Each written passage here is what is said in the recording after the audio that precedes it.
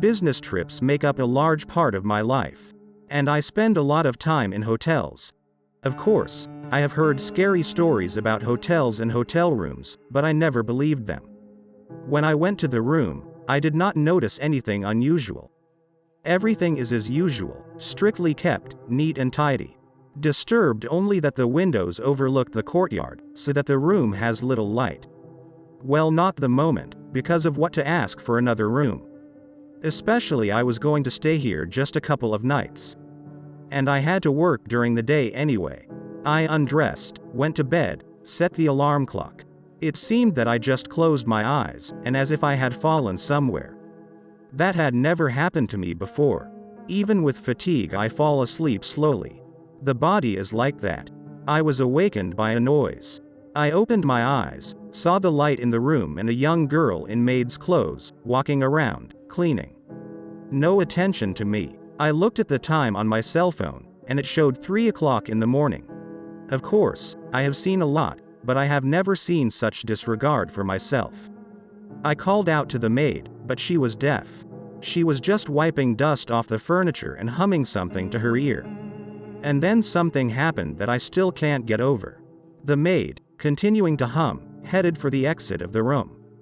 She reached the closed door and suddenly just walked through it, as if there was no obstacle. I jumped on the bed. I ran to the door, opened it, and looked out into the hallway. There was no maid. The corridor was half dark and empty. The lamps are half lit. I get dressed in a hurry. I run downstairs to the receptionist. I begin to explain to her about the maid. And she looks at me as a sick man. I spit, headed back to the room. I went up to my floor and I saw this girl again in the hallway. Again she comes into my room. I run up there, unlock the door with the key, turn on the light everywhere, look through all the nooks and crannies, but there is no one in the room. And then I hear crying coming from the bathroom. And I got scared looking in there. But my curiosity got the better of me. I crept up on my tiptoes, peeked inside and saw the maid standing by the mirror, looking at herself and sobbing. I also looked into the mirror, but instead of a girl reflected there is something terrible, in appearance only remotely resembling a person.